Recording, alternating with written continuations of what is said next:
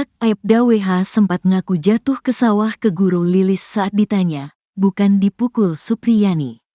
Bid Propam Polda Sulawesi Tenggara masih terus menggali keterangan dari berbagai pihak terkait kasus dugaan penganiayaan oleh guru honorer Supriyani kepada siswa yang merupakan anak polisi dari Aibda Wibowo Hashim atau Aibda WH.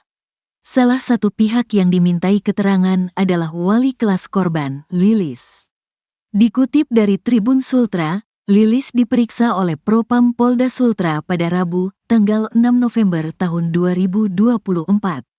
Setelah diperiksa, Lilis mengaku dicecar sebanyak 16 pertanyaan terkait keberadaannya saat peristiwa pemukulan yang dituduhkan kepada Supriyani yaitu pada tanggal 24 April tahun 2024 lalu.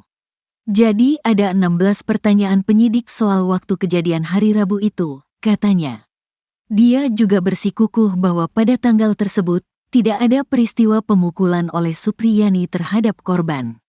Pasalnya, Lilis mengatakan pada hari itu, dia mengajar di kelas hingga jam pulang. Sehingga, dia membantah adanya peristiwa Supriyani masuk ke kelasnya dan melakukan pemukulan terhadap anak Aibda WH. Sampai anak-anak pulang jam 10 tidak ada kejadian itu, Ibu Supriyani juga mengajar di kelas 1B, jelasnya. Selanjutnya, Lilis juga mengungkapkan sempat dihubungi via sambungan telepon oleh orang tua korban pada tanggal 26 April tahun 2024. Dia mengatakan tanggal tersebut merupakan momen ketika dirinya baru mengetahui adanya peristiwa pemukulan yang dituduhkan kepada Supriyani. Dalam komunikasi di hari itu, orang tua korban sempat melapor bahwa anaknya telah dipukul oleh Supriyani. Namun, kata Lilis, sang anak justru mengaku kepada dirinya bahwa luka yang diderita akibat jatuh di sawah. Orang tua D bilang anaknya dipukuli sama Ibu Supriyani. Terus saya tanya waktu pakai baju apa, Pak Bowo jawab baju batik, ungkap Lilis. Terus saya bilang kalau baju batik hari Rabu sama Kamis. Terus saya tanya lagi ke anaknya kamu luka karena apa, dia jawab jatuh di sawah. Saya tanya lagi mengenai lukanya. HP sudah ditarik oleh Pak Bowo, jelasnya. Lilis menyebut telah diperiksa 3 kali oleh polisi terkait kasus Supriyani ini. 1 kali saya dimintai keterangan waktu masih Pak Jeffrey, kalau waktu Pak Amiruddin, 2 kali saya kasih keterangan, tutur Lilis. Lebih lanjut, di hari yang sama, Supriyani dan suaminya Katiran turut diperiksa oleh Propam Polda Sultra. Adapun mereka diperiksa terkait dugaan adanya kesalahan prosedur oleh penyidik Polsek Baito dalam penetapan tersangka terhadap Supriyani. Selain itu, pemeriksaan juga dilakukan untuk menggali keterangan soal dugaan adanya permintaan uang oleh Kapolsek dan Kanit Reskrim Polsek Baito kepada Supriyani. Diketahui, kedua polisi tersebut diduga meminta uang sebesar 2 juta rupiah kepada Supriyani agar tidak jadi ditetapkan menjadi tersangka. 2 polisi terancam dipatsuskan. Imbas minta uang damai ke Supriyani, Kapolsek Baito, Ibdami, dan Kanit Reskrim, diperiksa Propam Polda Sulawesi Utara. 2 polisi itu diduga melanggar kode etik karena ada indikasi meminta uang 2 juta rupiah dalam penanganan kasus guru Supriyani yang dituding menganiaya muridnya di Kecamatan Baito, Kabupaten Konawe Selatan. Saat ini 2 oknum anggota sementara kami mintai keterangan terkait kode etik, kata Kabid Propam Polda Sultra, Kombes Pol Moh Soleh, Selasa, tanggal 5 November tahun 2024, dikutip dari tribunnyusultra.com. Meski diperiksa, baik Ibdami dan masih tetap menjalankan tugas di Polsek Baito. Apabila nantinya hasil pemeriksaan kode etik menunjukkan bersalah, akan dikeluarkan surat perintah penempatan khusus, Patsus. Kalau memang terbukti ada pelanggaran kode etik, kami akan tingkatkan untuk Patsus atau ditarik ke Polda Sultra, kata Soleh. Patsus sendiri merupakan prosedur dijalankan Provos terhadap polisi yang diduga melakukan pelanggaran disiplin. Aturan Patsus tertuang dalam Peraturan Kapolri, Perkap, Nomor 2 Tahun 2016 tentang penyelesaian pelanggaran disiplin anggota Polri.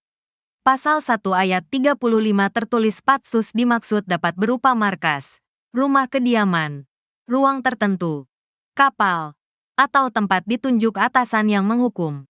Saat ini, kata Soleh, pihaknya sudah memeriksa 7 personel polisi terkait permintaan sejumlah uang. Awalnya permintaan uang 2 juta rupiah tersebut terjadi saat kasus Guru Supriyani bergulir di Polsek Baito. Jumlah uang itu diduga bertambah, bahkan hingga 50 juta rupiah. Uang tersebut diminta kepada keluarga Supriyani agar kasus dihentikan. Polda Sultra baru mendapatkan bukti permintaan uang 2 juta rupiah. Sementara itu, uang 50 juta rupiah masih pendalaman penyidik dan mencari bukti kuat saksi. Sudah cross-check soal permintaan uang 50 juta rupiah, tapi belum terlihat indikasinya ada, perlu penguatan dari kepala desa dan saksi lainnya, ungkap Soleh. Selain itu, Soleh mengatakan pihaknya juga sudah memeriksa sejumlah saksi seperti Kepala Desa Wonuwaraya, Supriyani dan suaminya. Semua pihak kami periksa, mengklarifikasi soal permintaan uang itu, beber Kabid Propam Polda Sultra. Kesepakatan damai berbuntut panjang. Supriyani ngaku tak tahu isi surat. Setelah mencabut surat damai dengan Aibda WH, Supriyani harus kembali menghadapi masalah baru.